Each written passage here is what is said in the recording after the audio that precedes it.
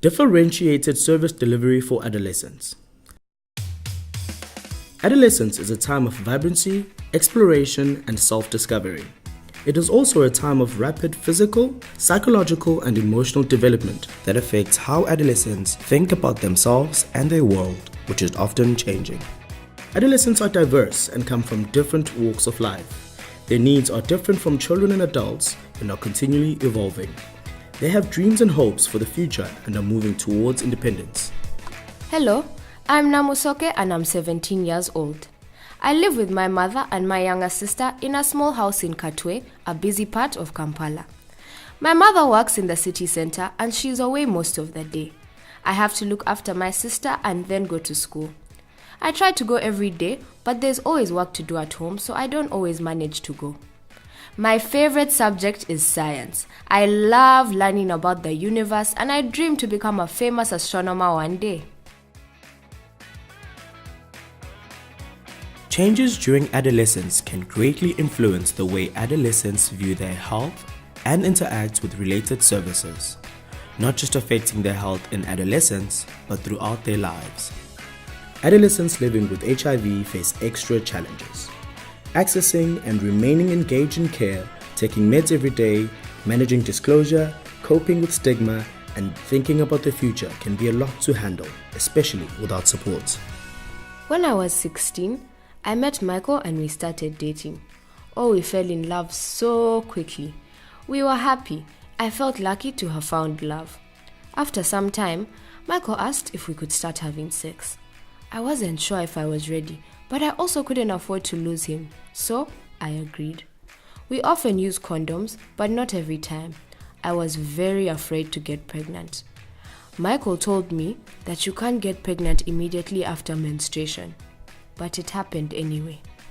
He said he loved me, but when I told him I was pregnant, he got scared and left me.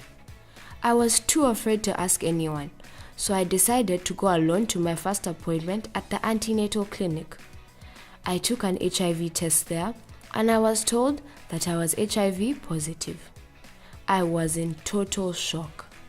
I was offered to start HIV treatment right away.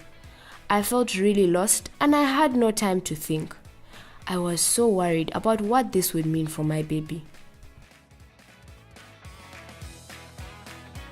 All adolescents living with HIV need support, and HIV services need to provide it according to their diverse and changing needs. As countries move to differentiated service delivery, continual assessment of an adolescent's needs, including psychosocial, is essential to help establish how they can best be supported. Support should be provided in an empowering way that encourages their emerging independence and self-management. Adolescents should be offered options for how they want to receive support and given clear information on how to access all available services when needed.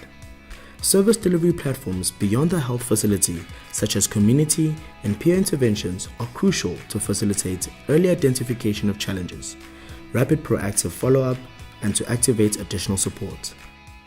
I was so confused. I now had this disease and didn't understand why I had to take these pills, even though I wasn't feeling sick at all. The nurse didn't explain and wasn't very friendly. She made me feel that I was sleeping around and being very irresponsible. She simply said I had to take the ARVs or me and my baby would get sick. It was so difficult to take these pills every day. Other students at school started saying bad things about me when they found out I was pregnant. I was afraid they would find out I was HIV positive too. I didn't want to go back to the antenatal clinic and I didn't have money to get there anyway. Thankfully, one of the teachers helped me. She went to talk with my mom and encouraged me to go to a regular clinic that has dedicated adolescent days where I was able to receive antenatal care and ARVs at the same time.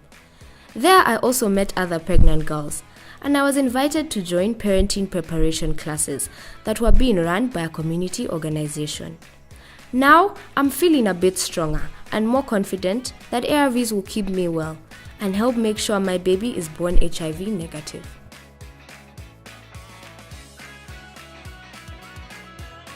Adolescents lead full and active lives that are not orientated to attending health services. This is also true for adolescents living with HIV. HIV does not define who they are, but it does bring added complexities. Meeting adolescents where they are in all their diversity means breaking down engagement barriers and taking services to them. It means giving them choices and the possibility to make decisions about their healthcare. It's recognizing that adolescents change rapidly, as do their needs, and services need to adapt accordingly to ensure their well-being.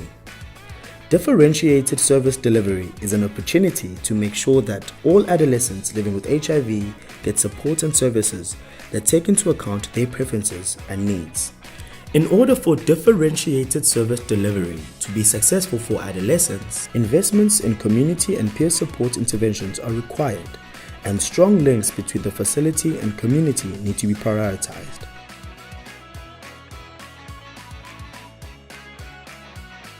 Stay tuned to meet other adolescent cases.